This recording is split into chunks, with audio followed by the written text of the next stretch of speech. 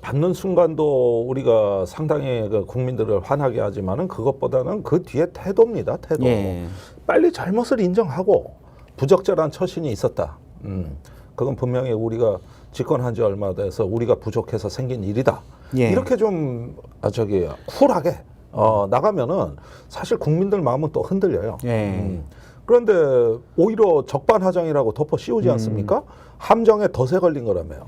그러면 배우 이성균은 유흥업소 영업실장에 덫에 예. 걸려서 예. 결국 마약을 했는지 안 했는지 몰라도 하게 된 건데 왜 포토라인에 3번 세웁니까? 보호해줘야지. 덫에 걸렸는데. 오히려 더 큰 덫에 걸린 거죠. 그렇죠. 그렇게 해가지고 자꾸 유흥업소 찾아오게 하려고 만든 덫인지 몰라도 그런 것들을 술술 흘리면서 이성균을 포토라인에 3번 세워가지고 사회적 타살을 한 거라고 이게. 같은 사건이에요. 제가 볼 때는 덫이라는 표현이 이수정 교수가 썼는데 제가 한번 다른 방송에서 얘기했는데 덫에는 미끼가 있거든요. 네. 짐승들은 이 미끼를 먹지만 사람은 함부로 먹으면 안 돼요. 예. 그래서 그거 다 쥐약이에요. 그러니까 잘못 드신 거죠. 이 디올백. 그러니까. 예. 그러니까 그런 면에서 사실은 누구나 다 실수는 할 수 있습니다만은 그 영부인으로서 이런 것들을 처리하는 품격이 너무나 이제 국민들을 슬프게 한 것이고 또 분노하게 한 겁니다. 그러면은 지금쯤이면 거기에 대한 질문에 응답해야 되는 건 정치인들이거든요. 예. 그런데 한동훈 비대위원장부터 싹 전부 다 싹 입을 맞춰가지고 방탄한다.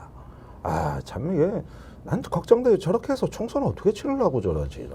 그러니까 공평성에 따져보면 저는 예를 들어서 이재명 대표의 부인인 김혜경 씨의 법카 문제 이것도 문제가 있다고 봅니다. 문제가 있다고 보는데 물론 검찰의 수사도 과잉인 측면도 있지만 막 몇 군데를 압수수색하고 물론 필요했으니까 했겠지만 문제가 있다고 생각을 하는데 그러면 거기는 매일 한동훈 비대위원장이 이재명 대표의 부인 김혜경 씨의 법카 문제를 얘기해놓고 그냥 한 방에 300만 원짜리 디올백 문제는 왜 얘기를 안 하냐 이거죠. 그렇죠. 거기서 뭐 초밥 10인분을 먹었다. 예. 뭘 어쨌다. 또 뭐 샌드위치에 뭐 양념이 들어갔다나 어쨌다나 뭐 이런 것까지 다 공개된 거 아니에요. 그러니까 법에 예외가 있으면 안 된다는 게 한동훈 비대위원장의 말입니다. 그렇죠. 근데 지금 이건 뭡니까? 이 예외주의는 또 뭐고 이 성역화는 뭐냐니. 제가 보니까 용산이나 여권 사람들 얘기를 들어보면 그런 컴플렉스가 좀 있더라고요. 그러니까 뭐냐면 이제 검사 출신들, 법 쪽의 출신들은 사과를 하는 순간 사과는 잘못했으니까 하는 거다. 사과를 하는 순간 잘못했어?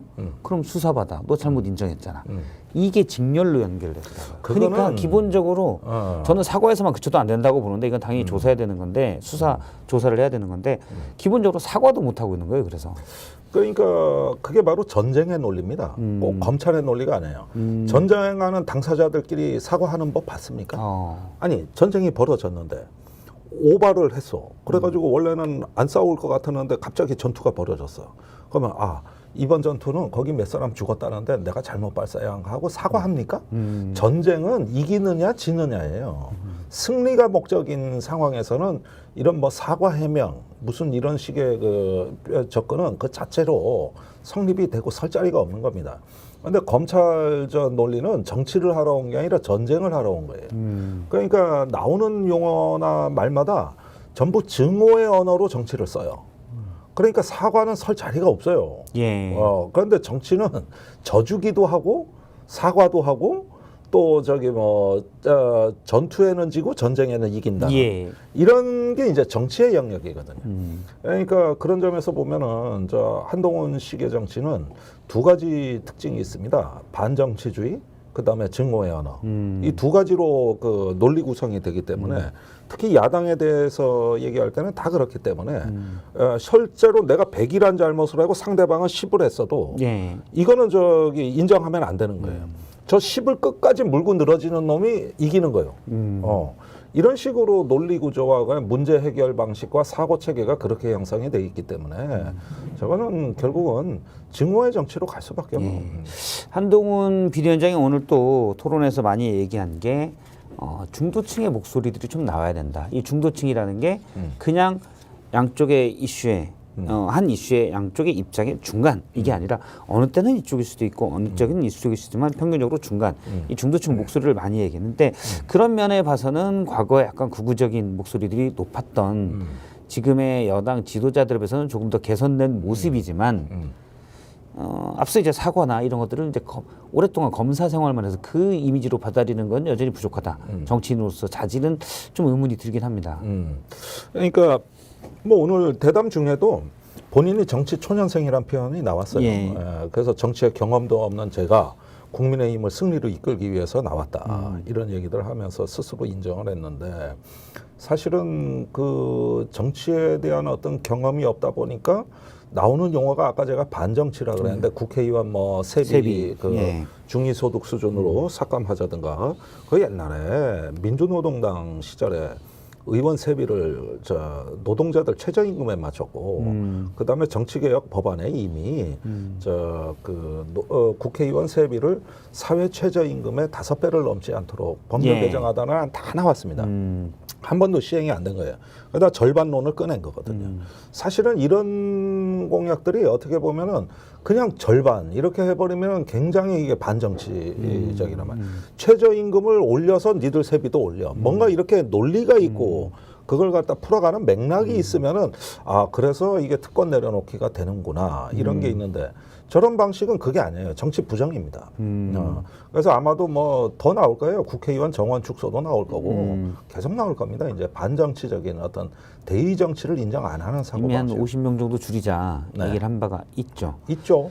그리고 검사들이 이 죄형 법정주의잖아요. 그러니까 누군가 도덕적으로 또 우리 상식에 비춰봤을 때 잘못을 했지만 분명히 잘못이지만 형법에 그 죄가 구성돼 있지 않으면 죄가 명시돼 있지 않으면 기소를 할 수 없으니까.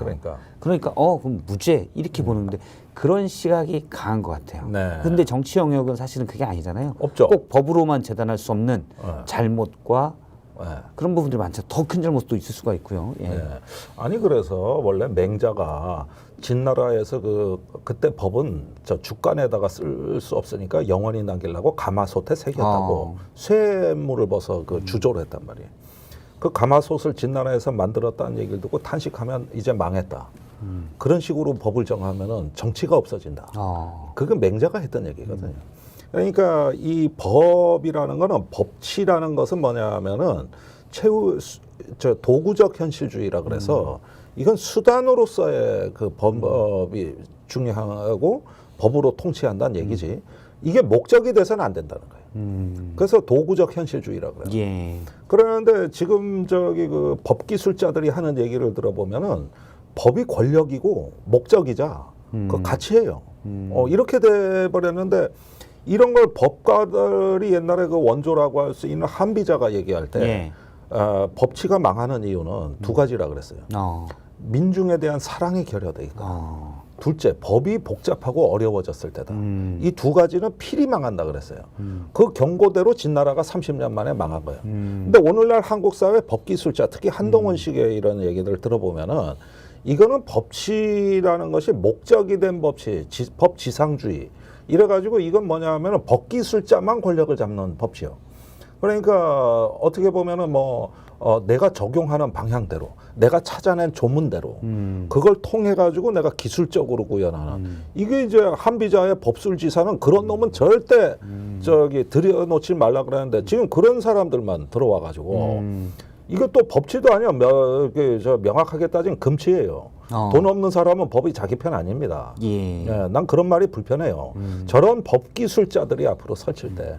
그래서 셰익스피어의 그 희곡에 보면은 변호사들 다 죽여라는 말이 나오는데 그게 뭐냐면 부인 남편이 이혼 소송을 하는데 둘 다 개털되고 양쪽 변호사가 이제 다 챙겨먹는 돈을 버는. 그래서 이제 부인 남편이 다시 화해하면서 변호사들 다 죽이자 이런 말이 나와요. 주인과 대리인이 전복되는 거예요. 법은 도구로서 공복이고 통제받아야 되는데 저렇게 권력의 중심부에 와버리니까 자기들이 주인 행세를 되니까 이러니까 이제 이러다가 이제 법조인들 다 죽여버리자. 뭐 이런 식의 그 어떤 그 반법의 사회가 너무 이렇게 강제가 악마되면 안 되니까 그러니까. 죽여버리자 이런 단어는 쓰지 마시고. 아니 섹스피어가 그랬다니까. 예. 내가 그런 게 섹스피어가, 아니니까. 예. 섹스피어가 그랬다고. 아, 영국에서 옛날에 섹스피어가 네, 300년 전에 300년 전에 한 얘기예요. 그렇죠.